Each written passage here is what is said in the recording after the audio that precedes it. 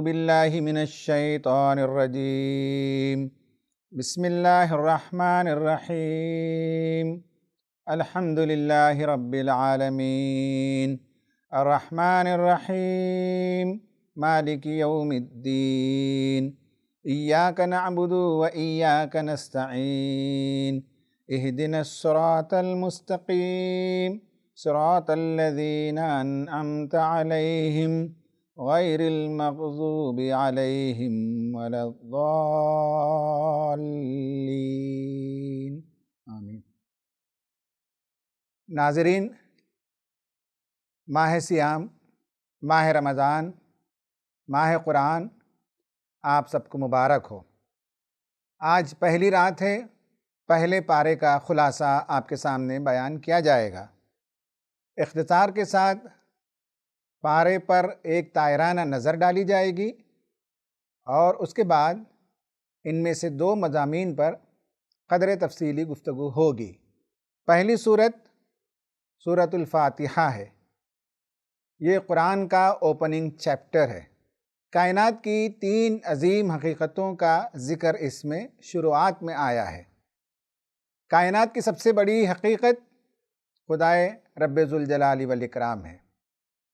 پھر کائنات کا وجود خود ایک بڑی حقیقت ہے، اور اس کائنات میں انسان اور اس کا مقام، اس صورت کے اندر اس ٹرائنگل کا تذکرہ آیا ہے، جس میں اپیکس، جس میں خدا سب سے بلند ہے۔ خدا کا تعلق کائنات سے بھی ہے، خدا کا تعلق انسانوں سے بھی ہے۔ انسان اور کائنات پیرالل لائن میں ہی، اور دونوں کا ورٹیکل ریلیشن شپ خدا تعالیٰ سے ہے۔ فلاسفرز، متکلمین ہمیشہ اس گتھی کو سلجھانے میں سرگرداں رہے کہ انسان کا مقصد حیات کیا ہے۔ اس صورت نے بتا دیا کہ مقصد حیات اس کے سوا کچھ نہیں کہ انسان خدا کی بندگی کرے۔ یا ایھا الناس اعبدوا ربکم الذی خلقکم والذین من قبلکم لعلکم تتقون۔ اے لوگو، اس رب کی عبادت کرو جس نے تم کو بھی پیدا کیا اور تمہارے آبا و اجداد کو بھی پیدا کیا تاکہ تم برے انجام سے بچ سکو۔ ایاک نعبد و ایاک نستعین میں یہ حقیقت ہمارے سامنے آتی ہے کہ کائنات تو انسان کے لیے مسخر کی گئی ہے، انسان کی خدمت میں لگائی گئی ہے، اور انسان صرف خدا کی عبادت کے لیے ہے۔ اور انسان خدا کی عبادت کرنا چاہتا ہے، لیکن اس سے مدد چاہتا ہے کہ کیسی عبادت کریں، خدا کی مرضیات کیا ہیں، خدا ہم سے چاہتا کیا ہے، خدا کن باتوں سے خوش ہوتا ہے اور کن باتوں سے ناراض ہوتا ہے۔ تو ایک طرف سے ہم اس سے استعانت طلب کرتے ہیں، اور دوسری طرف ہم کہتے ہیں کہ ہم تیری ہی بندگی کرنا چاہتے ہیں۔ اب یہ ہے کہ اس دنیا سے لے کر آخرت تک کا ایک سیدھا راستہ ہے جو شارٹیسٹ لائن ہو سکتا ہے، وہ صراط مستقیم ہے، اس پر ہمیں چلا تاکہ یہاں سے نکلے ہماری روح تو پھر تیری مرضیات ہمیں ملے اور جنت میں ہمارا داخلہ ہو۔ اس راستے میں چلتے ہوئے جو ڈیویشنز آتے ہیں اس سے ہمیں بچا۔ یہ گویا کہ ایک دعا ہے، اور دعا میں ہدایت طلب کی جا رہی ہے۔ اس کا جواب پورا قرآن مجید ہے۔ سورہ بقرہ کی شروعات ہوتی ہے الف لام میم ذالک الکتاب لا ریب فیہ ھدی للمتقین۔ حروف مقطعات کے ساتھ یہ سورت شروع ہوتی ہے، جس میں قرآن کے غلبے کی، نبی کریم صلی اللہ علیہ وسلم کے رسالت کامیابی سے ہمکنار ہونے کی بشارت ہے۔ یہ کتاب ہے، تمہارے لیے ہدایت ہے جسے تم نے طلب کی۔ اس پارے کے اندر 16 رکوع آتے ہیں۔ پہلا رکوع کے اندر اللہ تبارک و تعالیٰ نے بتایا کہ اس کتاب سے فائدہ اٹھانے کے لیے کون کون سی صفات کا ہونا ضروری ہے۔ اس کے بعد دوسرے رکوع میں اللہ تبارک و تعالیٰ نے بتایا کہ اس سے بعض لوگ استفادہ نہیں کر پاتے، ان کے قلوب پر مہر لگ گئی ہے، سیلڈ ہارٹس کون ہوتے ہیں، ان کے کیا صفات ہیں۔ تیسرے رکوع میں بتایا گیا کہ اسی خدا کی بندگی کرو جس نے تمہیں پیدا کیا، اس نے تمہاری ہدایت کا سامان کے قرآن بھیجا۔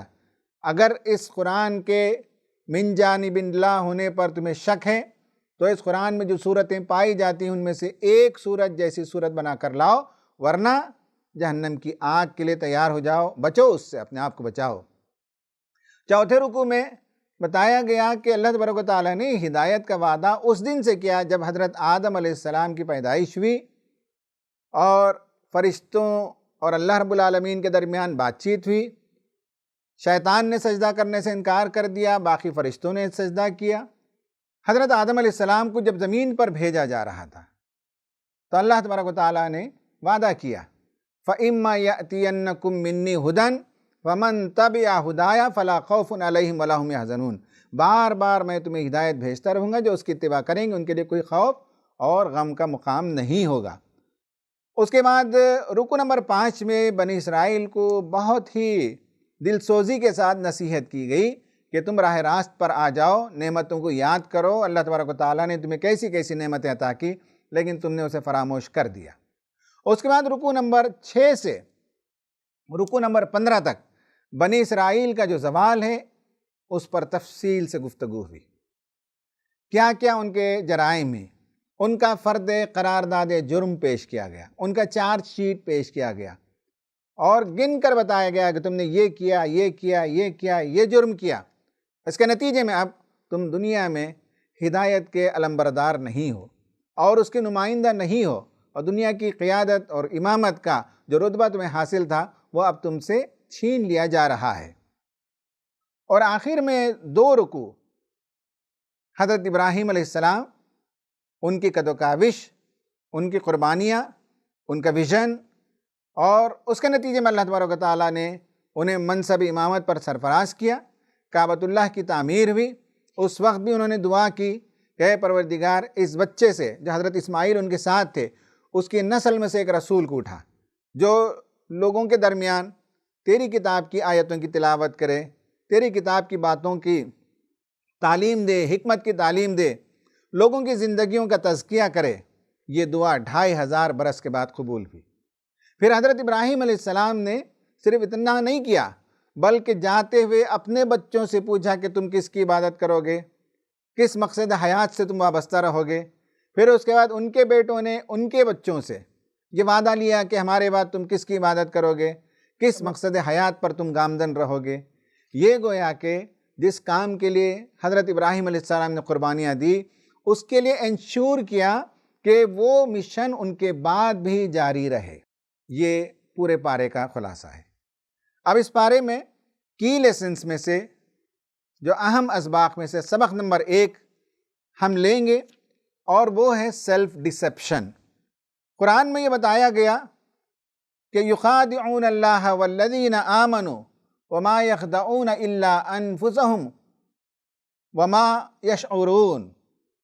بتایا کہ کچھ لوگ ہیں جو اللہ کو دھوکہ دے رہے ہیں، مومنین کو دھوکہ دے رہے ہیں، وما یخدعون الا انفسهم وما یشعرون، انہیں اس بات کا شعور نہیں ہے کہ وہ کسی اور کو دھوکہ نہیں دے رہے ہیں بلکہ سیلف ڈسیپشن کا شکار ہیں، خود فریبی کا شکار ہیں، خود کو وہ دھوکہ دے رہے ہیں۔ حضرات یہ ایک بڑا موضوع ہے۔ انسان کو اللہ تبارک و تعالیٰ نے خیر و شر کے استعداد کو ودیعت کر کے دنیا میں بھیجا۔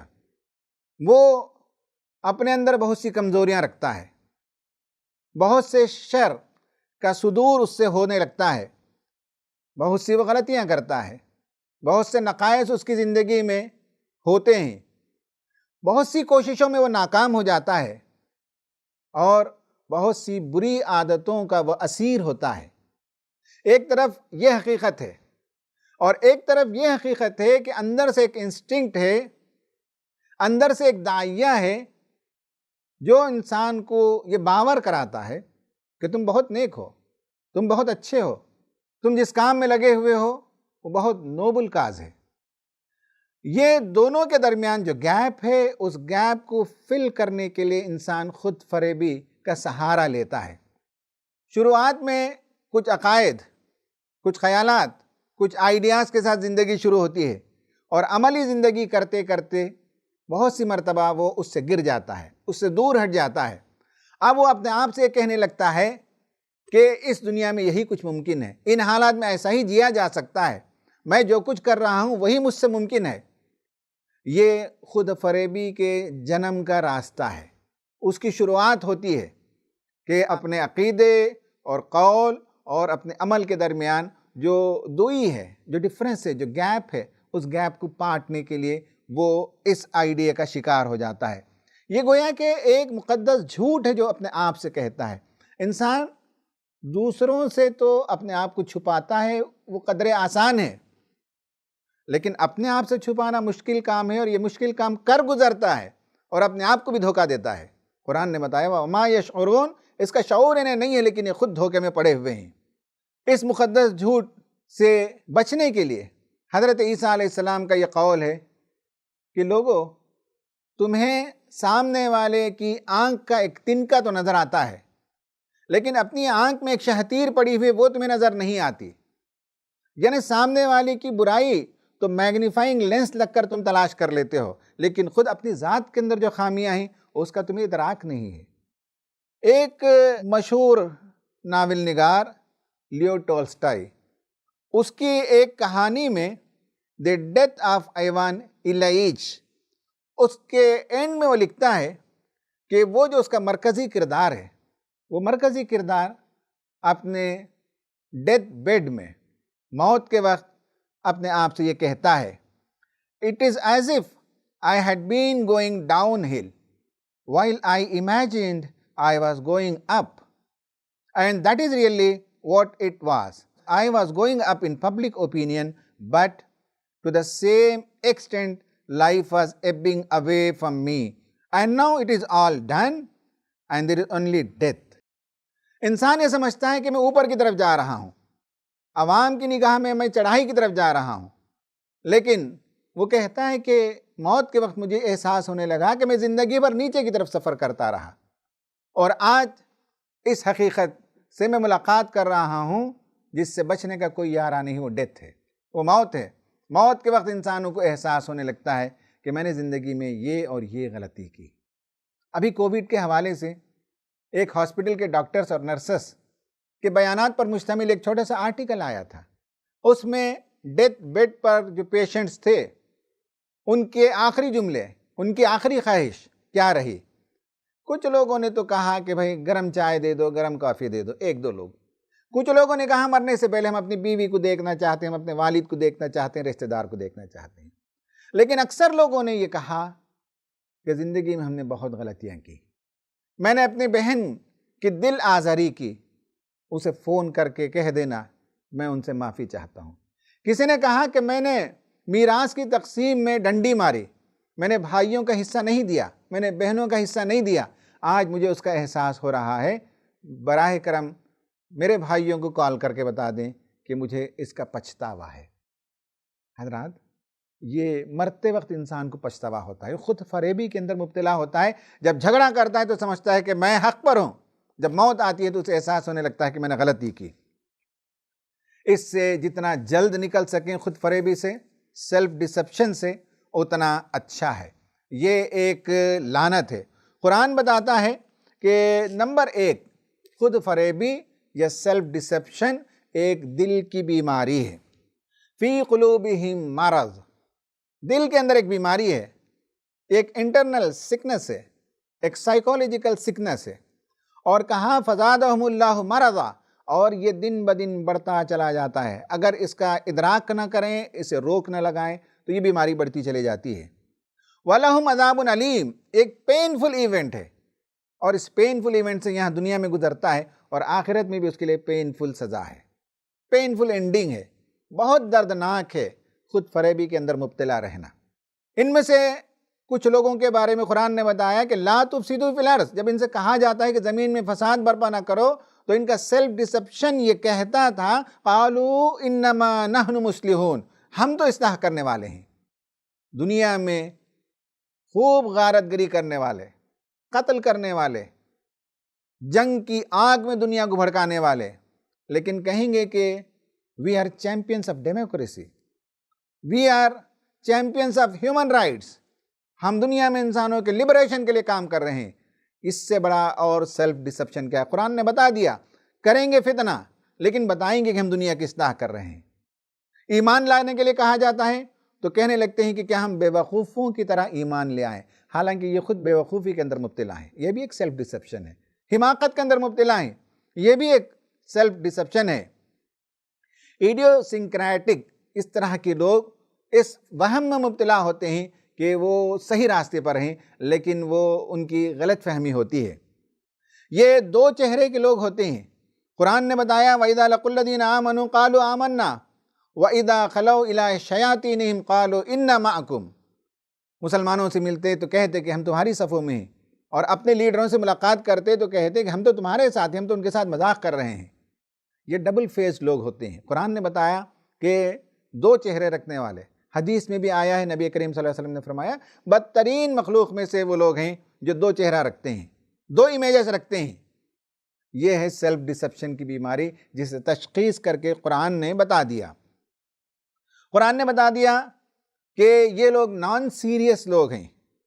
انما نحن مستہزئون، کہ ہم تو ان کے ساتھ مذاق کر رہے تھے، یعنی ایمان کھیل ہے، مذاق ہے ان کے لیے۔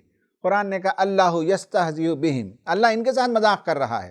تو نان سیریس پیپل ہوتے ہیں یہ، جو سیلف ڈسپشن کا شکار ہوتے ہیں۔ اور پھر یہ وہ لوگ ہوتے ہیں جو ان پرنسپلڈ ہوتے ہیں، اولئک الذین اشتروا الضلالۃ بالہدی، ہدایت کو بیچ کر گمراہی خریدتے ہیں۔ ان پرنسپلڈ قسم کے لوگ ہوتے ہیں۔ اور پھر جو سیلف ڈسپشن کا، خود فریبی کا شکار ہوتے ہیں، وہ ایک معنوں میں بہرے، گونگے اور اندھے ہوتے ہیں۔ سم بکم عمی فہم لا یرجعون، اب یہ پلٹ کر آنے والے نہیں۔ جو خود فریبی کی آخری انتہا پر پہنچ جاتے ہیں، پلٹ کر آنا ممکن نہیں۔ اس لیے قرآن بتاتا ہے کہ جتنا جلد پلٹ کر آ سکو پلٹو، توبہ کرو۔ حضرات، ایکشن پلان یہ ہے کہ ہم بھی یہ غور کریں اس رمضان کے راتوں میں کہ کہیں ہم خود فریبی کے اندر مبتلا تو نہیں ہیں۔ ہم اپنے آپ کو بہت نیک باور کراتے ہوں، لیکن گناہوں کے دلدل میں کہیں پھنسے ہوئے تو نہیں ہیں۔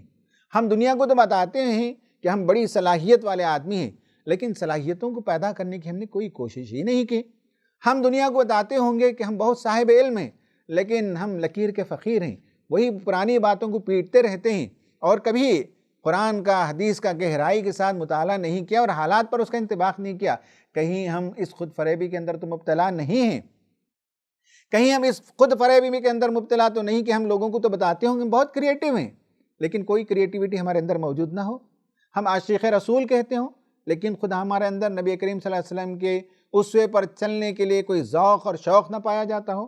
رمضان کی راتوں میں اپنا جائزہ لیں، جلد از جلد ان سب چیزوں کو نوٹ کریں، اس سے باہر آنے کے لیے اللہ سے دعا کریں، اور ایک ایک کر کے اس خود فریبی کے نکات سے باہر نکل کر ہم وہ بنیں جو ہیں، غلطیوں کو تسلیم کریں اور مانیں کہ یہ کمزوری ہے ہمارے اندر، اور اس سے باہر نکلنے کے لیے کوشش کرنی ہوگی، اور ایک نیو یو بنانے کے لیے ہمیں اقدام کرنا پڑے گا۔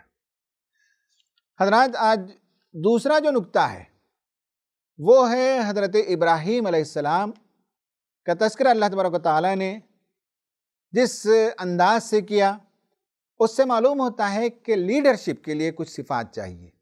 وَإِذِ ابْتَلَىٰ إِبْرَاهِيمَ رَبُّهُ بِكَلِمَاتٍ فَأَتَمَّهُنَّ قَالَ إِنِّي جَاعِلُكَ لِلنَّاسِ إِمَامًا۔ اللہ تبارک و تعالیٰ نے حضرت ابراہیم علیہ السلام کو بہت سی آزمائشوں سے گزارا۔ یہ سبق نمبر 2 ہے، کی لیسن نمبر 2 ہے، اور وہ ہے ٹرانسفارمیشنل لیڈرشپ۔ وہ لیڈر جو زندگیوں کے اندر انقلاب برپا کرتا ہو۔ حضرت ابراہیم کی مثال دی کہ مشکلات سے اللہ نے انہیں گزارا، آزمائشوں سے گزارا، اور ان سب سے گزرنے کے بعد اللہ تبارک و تعالیٰ نے یہ ٹائٹل انہیں دیا، قال انی جاعلک للناس اماما، میں تمہیں لوگوں کا امام بناتا ہوں۔ حضرت ابراہیم علیہ السلام دنیا میں معروف و معلوم تاریخ میں پہلے نبی ہیں جن کا ایک گلوبل ویژن تھا، جنہوں نے عالمی سطح پر تحریک کو پھیلانے کا منصوبہ بنایا اور اپنے بچوں کو انٹرنیشنل ٹریڈ اور کاروان کے روٹس پر بٹھایا۔ اپنے بھتیجے کو ایک جگہ بٹھایا، حضرت اسماعیل کو ایک جگہ بٹھایا، حضرت اسحاق کو ایک جگہ بٹھایا، اور اپنے ایک اور بیٹے مدین کو ایک جگہ بٹھایا۔ 4 راستوں میں گویا کہ اگر جیوگرافیکلی دیکھیں گے تو ایک روٹ جو ساؤتھ سے یمن سے شروع ہو کر ملک شام تک جاتا ہے، سیدھا راستہ، اور ایک راستہ چائنا سے ہوتے ہوئے گزر کر، عراق سے ہوتے ہوئے مختلف علاقوں سے گزر کر وہ جاتا تھا ملک مصر تک۔ اس روٹ پر حضرت ابراہیم نے اپنے 4 بچوں کو بٹھایا۔ ایک گلوبل ویژن تھا کہ یہ تعلیمات خدا کی ان کاروان کے جانے والوں تک پہنچے، اس کے نتیجے میں آٹومیٹیکلی یہ دین اور یہ اسلام کی تعلیمات ان کے شہروں اور ان کے گاؤں تک پہنچ جائے گا۔ اس گلوبل ویژن کے ساتھ وہ آئے۔ حضرت ابراہیم علیہ السلام جو ٹرانسفارمیشنل لیڈر ہیں، قرآن کا مطالعہ بتاتا ہے کہ اس کے لیے ضروری ہے کہ نمبر 1 یہ ہے کہ ایک ویژن ہونا چاہیے، بہت دور رس نگاہ ہونی چاہیے۔ حضرت ابراہیم علیہ السلام نے اپنے بچے کو اسماعیل کو لا کر کعبۃ اللہ کے پاس یا مکے میں بسایا تو بواد غیر ذی زرع عند بیتک المحرم، ایسی جگہ لا کر میں بسا رہا ہوں جہاں ایک گھاس پھوس کا دانہ نہیں اگتا، ایک تن کا نہیں اگتا، لیکن اللہ تعالیٰ کے گھر کو بنایا اور انہیں یقین تھا کہ یہ مرکز بنے گا، اور آج تک وہ توحید کا مرکز ہے، اور توحید کے پروانے اس شمع کے اطراف گھومنے کے لیے دنیا کے کونے کونے سے 4000 برس سے لگاتار چلے آ رہے ہیں۔ یہ ویژن نہیں تو اور کیا ہے؟ یہ ویژن کعبۃ اللہ کو بناتے ہوئے ان کے پاس تھا۔ یہ ویژن کہ اس بچے سے، حضرت اسماعیل کی اولاد میں سے ایک رسول اٹھے، ایک امت اٹھے، اور رسول کا یہ اور یہ کام ہو۔ یہ ایک بڑا ویژن تھا، اور ویژن کے ڈیٹائلز بھی تھے کہ رسول اللہ کے کام کیا ہوں گے، اس کا بھی تذکرہ ان کی دعا میں ملتا ہے۔ ویژنری ہوتا ہے لیڈر۔ نمبر 2 کیرزمیٹک ہوتا ہے، یعنی اس کی شخصیت کے اندر جاذبیت ہوتی ہے، کانفیڈنس ہوتا ہے، ہمت اور شجاعت کا وہ پیکر ہوتا ہے۔ اس کے ساتھ ساتھ اس کے اندر حلم، بردباری، نرمی، رقت، رافت، یہ ساری خوبیاں ہوتی ہیں حضرت ابراہیم علیہ السلام کے بارے میں۔ قرآن نے جا بجا یہ ان کے کیرزمیٹک پرسنالٹی کا تذکرہ کیا کہ ان کے اندر کیا کیا خوبیاں تھیں۔ اور اس کے بعد کنسرن فار ادرس، یہ لیڈر کا تیسرا پہلو ہے، لوگوں کی بھلائی چاہنا، لوگوں کا خیر چاہنا، لوگوں کی زندگیوں کو بدلنا، دنیا اور آخرت میں لوگ کامیابی سے ہمکنار ہو جائیں، یہ تمنا اور تڑپ دل کے اندر پالنا۔ ان آیتوں کے اندر بھی ہم دیکھتے ہیں کہ حضرت ابراہیم علیہ السلام نے وَوَصَّى بِهَا إِبْرَاهِيمُ بَنِيهِ وَيَعْقُوبُ یا بنی ان اللہ اصطفیٰ لکم الدین فلا تموتن الا وانتم مسلمون۔ حضرت ابراہیم اپنے بچوں سے اپنی موت کے وقت پوچھ رہے ہیں، بتا رہے ہیں، کنسرن فار ادرس، کہ بتاؤ تم کس کی عبادت کرو گے۔ اور انہی کے نقش قدم پر چلتے ہوئے ان کے بیٹے یعقوب نے اپنے بچوں سے پوچھا کہ بتاؤ میرے جانے کے بعد کس کی عبادت کرو گے، کس راستے پر رہو گے، کس مشن کے علمبردار رہو گے۔ یہ ایک لیڈر کے لیے تیسری صفت ہے۔ اور چوتھی صفت یہ ہے کہ یہ willingness to make great sacrifices، قربانیاں دینے کے لیے تیار ہونا۔ قرآن نے شروعات ہی میں بتا دیا کہ وَإِذِ ابْتَلَىٰ إِبْرَاهِيمَ رَبُّهُ بِكَلِمَاتٍ، بہت سی باتوں میں آزمایا، اور حضرت ابراہیم علیہ السلام نے قربانیاں دی، ہر چیز کی قربانی دی، ماں باپ کو چھوڑ دیا، گھر بار کو چھوڑ دیا، وطن کو چھوڑ دیا، بیوی جس سے محبت ہوتی ہے، بچہ جو آنکھوں کا تارا ہوتا ہے، ایک وادی غیر ذی زرع میں لے جا کر چھوڑ دیا، وقت پڑنے پر اس کے گلے پر چھری چرانے کے لیے تیار ہو گئے۔ کیا کیا قربانیاں نہیں دی، تب چل کر کوئی بڑا لیڈر بنتا ہے۔ موٹیویشنل لیڈر لوگوں کو موٹیویٹ کرتا ہے اور زندگی میں چھوٹی موٹی تبدیلی پیدا کرتا ہے۔ ٹرانسفارمیشنل لیڈر بڑی تبدیلی پیدا کرتا ہے، 180 ڈگری ٹرن اراؤنڈ کرا دیتا ہے۔ جو بے مقصد لوگ تھے انہیں با مقصد بنا دیتا ہے، جو کور چشم لوگ تھے انہیں دیدہ و بینا عطا کر دیتا ہے، جن کے پاس زندگی کے اندر کوئی امنگ اور حوصلہ نہیں تھا انہیں دنیا فتح کرنے کا امنگ اور حوصلہ دے دیتا ہے یہ لیڈر۔ جن کے اندر کوئی لیاقت اور صلاحیت نہیں ہوتی، ٹرانسفارمیشنل لیڈر ایسی صلاحیت پیدا کر دیتا ہے لوگوں کے اندر کہ وہ بام عروج پر پہنچ جاتے ہیں۔ یہ ہے ٹرانسفارمیشنل لیڈر کی خوبی۔ آپ دیکھیے حضرت ابراہیم نے اپنے بچوں کو تیار کیا، پھر ان کے بچے، پھر ان کے بچے، آگے چل کر بنی اسرائیل جو قوم بنی اس کے اندر بے شمار انبیاء آئے، بے شمار صلاحیت کے لوگ آئے، بے شمار بادشاہ پیدا ہوئے۔ یہ ہے ٹرانسفارمیشنل لیڈر جو جنریشنز کو چینج کر دے۔ نبی کریم صلی اللہ علیہ وسلم دیکھیے کہ کیسے وہ لوگ جنہیں اونٹ چرانے کا سلیقہ نہیں تھا، انہیں دنیا کا امام بنا دیا، صلاحیتوں کا امام بنا دیا۔ لکھنا پڑھنا جن کو نہیں آتا تھا انہوں نے نالج کی ایک موومنٹ چلا دی۔ عورتوں کا جہاں احترام نہیں ہوتا تھا وہاں women's emancipation, women's liberation, women's empowerment کی پوری موومنٹ چلا دی اور ان کی عزت و تکریم کی اور عورتوں کے مقام کو اونچا اٹھا دیا۔ ٹرانسفارمیشنل لیڈر لوگوں کی زندگیوں کو بدل دیتا ہے، نقطہ نظر کو بدل دیتا ہے، زندگی کا طریقہ بدل دیتا ہے، زندگی کی راہ بدل دیتا ہے، منزل بدل دیتا ہے۔ موٹیویشنل لیڈر تو چھوٹی موٹی باتوں کی تحریک پیدا کرتا ہے جس کے نتیجے میں لوگوں کے اندر کچھ تبدیلیاں آتی ہیں وقتی، لیکن حضرت ابراہیم علیہ السلام کا اسوہ بتاتا ہے کہ گریٹ چینج آپ نے پیدا کیا۔ حضرات، ہم میں سے ہر کوئی امت مسلمہ کا فرد اس قرآن کو رکھنے والا، تھامنے والا ایک بہت بڑا لیڈر ہے۔ دنیا کی امامت اور قیادت ہمارے ذمے اللہ نے کی ہے۔ ہم بھی ایک ٹرانسفارمیشنل لیڈر ہیں، ہم بھی دنیا کو بدلنے والے ہیں۔ لاہی عمل ایکشن پلان آج کا نمبر 2 یہ ہے کہ آپ پیپر پین لے کر بیٹھیے اور لکھیے واٹ از یور ویژن۔ آپ کا کیا ویژن ہے؟